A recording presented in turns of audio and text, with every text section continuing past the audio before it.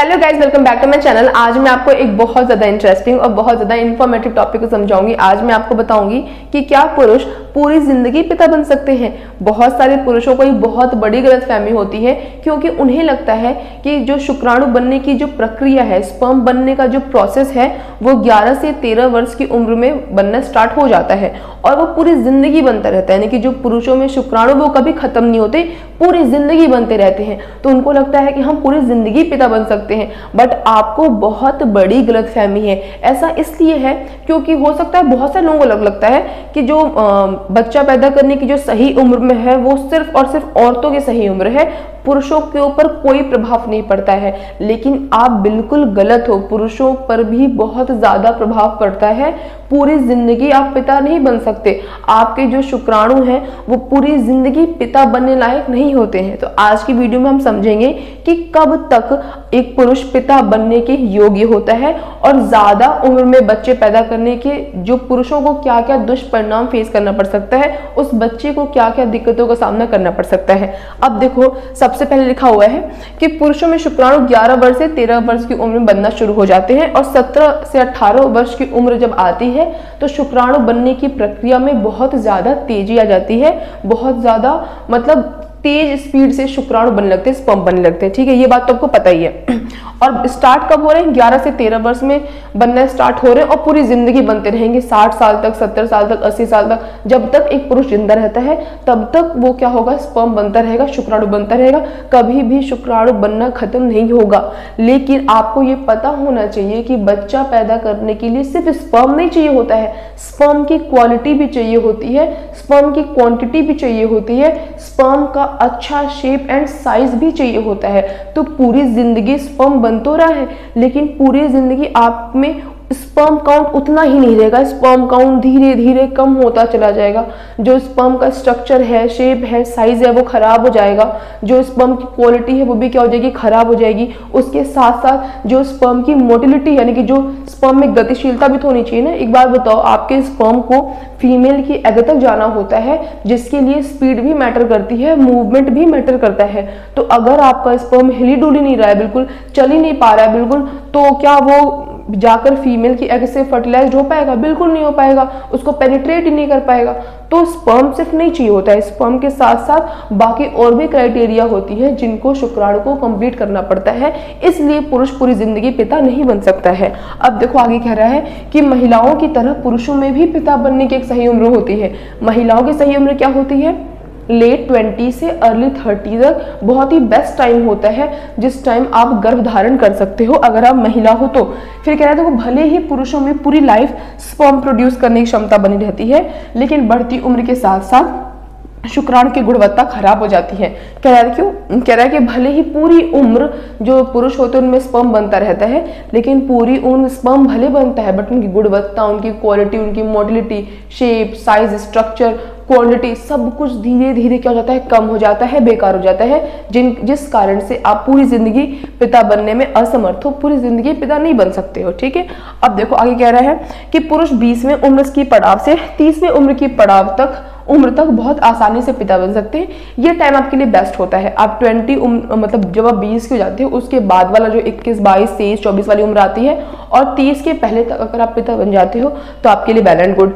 लेकिन अगर आप हो सकता है, क्योंकि अभी का टाइम कैसा है, लोग पढ़ते हैं, अपना करियर बनाते हैं, कुछ बन जाते हैं, अपने पैरों पे खड़े हो जाते हैं, तब जाकर कहीं शादी करते हैं, उसके बाद भी वो अपनी लाइफ एंजॉय करना चाहते हैं, उसके बाद वो कहीं जाकर बेबी की प्लानिंग करते हैं, तो थोड़ा बहुत वो लेट हो जाते हैं। बट 35 तक भी मैं आपको कह सकती हूँ कि 35 तक भी अगर आप बेबी प्लान कर लो तो भी आपके लिए बहुत अच्छा है। 35 के बाद तो आपको बिल्कुल सोचना भी नहीं चाहिए। बट अगर किसी कारण से आपको लगता है कि मैं अभी तो 32, 33 का हूँ, अभी मैं शादी करूंगा तो तुरंत थोड़ी बच्चा पैदा कर लूंगा, कुछ टाइम लूंगा, अपनी लाइफ को सेटल करूंगा, बैलेंस करूंगा, तो उसके बाद कहीं जाकर हम बेबी प्लान करेंगे, तो आप क्या कर सकते हो, स्पर्म फ्रीजिंग करा सकते हो। स्पर्म फ्रीजिंग के बारे में अगर आपको नहीं पता है तो डिस्क्रिप्शन में लिंक दे दूंगी, वहां से जाकर चेकआउट कर लेना कि स्पर्म फ्रीजिंग क्या होता है। स्पर्म फ्रीजिंग मतलब अगर शॉर्ट में बता दूं कि आप अपने स्पर्म को बाहर निकाल कर स्टोर करके रख दोगे और फ्यूचर में जब चाहिए होगा तब उसे क्या कर लोगे, यूज कर लोगे, जिससे आपकी उम्र तो बढ़ेगी बट आपके स्पर्म की गुणवत्ता, क्वालिटी, ये सब कुछ खराब नहीं होगी। और स्पर्म फ्रीजिंग बहुत महंगा भी नहीं होता है, सस्ता होता है, है, मतलब जो फीमेल का एग फ्रीजिंग होता है वो तो बहुत महंगा होता है, लेकिन मेल का जो स्पर्म फ्रीजिंग होता है वो 4-5 हज़ार रुपये एनुअली लगते हैं, तो बहुत सस्ता है। आप चाहो तो आप करा सकते हो, कोई दिक्कत की बात नहीं है। चलो अब देखते हैं कि ज्यादा उम्र में पिता बनने से क्या दिक्कत होती है, क्या क्या समस्याओं का सामना करना पड़ सकता है। सबसे पहला देखो, क्या 40 की उम्र तक पहुंचते पहुंचते पुरुषों में इनफर्टिलिटी से जुड़ी समस्या आने लगती है। इनफर्टिलिटी मतलब पुरुष बांझपन की समस्या आने लगती है।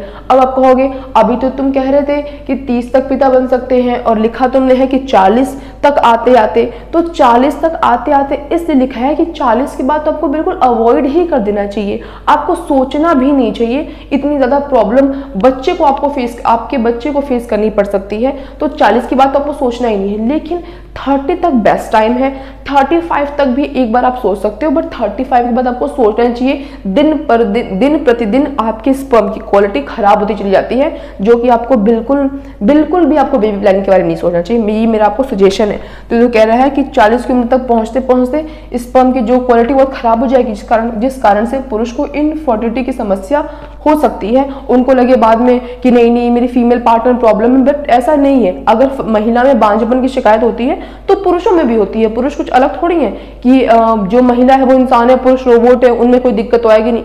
भाई जाहिर सी बात है, दोनों इंसान है, दोनों में दिक्कत आएगी। फिर देखो मेन बात क्या कह रहा है, क्यों 40 के बाद इनफर्टिलिटी आएगी वो भी समझो। देखो कह रहा है 40 के बाद शुक्राणु पर ऊपरी इन्वायरमेंट का असर पड़ने लगता है, ज्यादा इन्फ्लुएंस, जो पॉल्यूशन है, जो आपकी लाइफस्टाइल है, ड्रिंकिंग है, स्मोकिंग है, बाकी के और भी जो इन्वायरमेंट फैक्टर है, उन सब का प्रभाव पड़ता है आपके शुक्राणु पे, जिस कारण से क्या होता है, म्यूटेशन होता है उसके अंदर।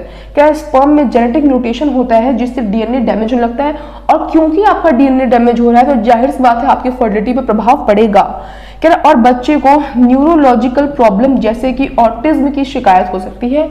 ऑटिज्म की शिकायत मतलब आप समझ सकते हो कि जो लोग अपने ज्यादा उम्र में बच्चे पैदा करते हैं उनके बच्चों में देखा गया है नॉर्मली कि हकलाने, रुक रुक के बोलने जैसी समस्या, बहुत कुछ भी हल्का सा आपने चेंज कर दिया उनके एनवायरमेंट में, उनके रूम में, उनके खिलौनों में, तो वो बहुत ज्यादा रोते हैं, परेशान होते हैं, चिड़चिड़ापन, ये सब एक समस्या, तो एक डिसऑर्डर होता है जो कि उन बच्चों में होता है। मतलब देखा गया है जो लोग बेबी प्लान बहुत ही लेट उम्र में करते हैं, तो आप बिल्कुल भी नहीं चाहोगे ना कि आपके बच्चे में से समस्या आए, तो क्यों आप अपने बच्चे की जिंदगी बर्बाद करना चाहते हो। आपको पहले ही प्लानिंग करना चाहिए। किसी भी कारण से पहले नहीं कर पा रहे हो तो स्पर्म फ्रीजिंग और एग फ्रीजिंग का सहारा तो ले सकते हो। एग फ्रीजिंग, स्पर्म फ्रीजिंग क्यों बनाया गया है, आप लोगों के लिए ही तो बनाया गया है कि आप अपना करियर देख रहे हो, अपना एजुकेशन देख रहे हो, अपनी पढ़ाई देख रहे हो, जिम्मेदारी देख रहे हो, तो इन सब के चक्कर में हो सकता है आप बेबी प्लान लेट करो, तो उनके लिए भी तो ऑप्शन है ना। आप चाहो तो आप एग फ्रीजिंग करा लो, ठीक है। अब देखो क्या कह रहा है कि कैसे दूर करें इनफर्टिलिटी। वैसे तो मैंने बहुत सारी वीडियो बनाई है जिसमें आपको दिख सकता है कि स्पर्म काउंट को कैसे इंक्रीज करें, क्वालिटी को कैसे इंक्रीज कर सकते हैं, मोटिलिटी को कैसे इंक्रीज कर सकते हैं। बट अगर बेसिकली अगर आपको जानना है कि अपने फर्टिलिटी को कैसे इंप्रूव कर सकते हो, तो देखो स्मोकिंग को छोड़ देना चाहिए, अपनी डेली लाइफ जो स्टाइल है उसे इंप्रूव करना चाहिए, मोटापे पर नियंत्रण रखना चाहिए। लास्ट कह रहा है असुरक्षित संबंध ना बनाए, यानी कि बिना बैरियर यानी कि बिना कॉन्डम के कभी भी आपको इंटरकोर्स नहीं करना चाहिए, क्योंकि बहुत सारे एसटीडी, अगर आपको कुछ इन्फेक्शन हो जाता है, कोई सेक्सुअली ट्रांसमिटेड डिजीज हो जाता है, तो जिस कारण से आपके स्पर्म की क्वालिटी पे बहुत ज़्यादा प्रभाव पड़ता है। तो आज के इस वीडियो के लिए बस इतना ही। मैं उम्मीद करती हूँ गाइज आपको आज का टॉपिक इंटरेस्टिंग लगा होगा, इन्फॉर्मेटिव लगा होगा। ऐसे और इंटरेस्टिंग और इन्फॉर्मेटिव वीडियोज़ के लिए मेरे चैनल को सब्सक्राइब जरूर करें, और अगर वीडियो पसंद आई हो तो उसे एक लाइक जरूर करें। That's all, bye guys.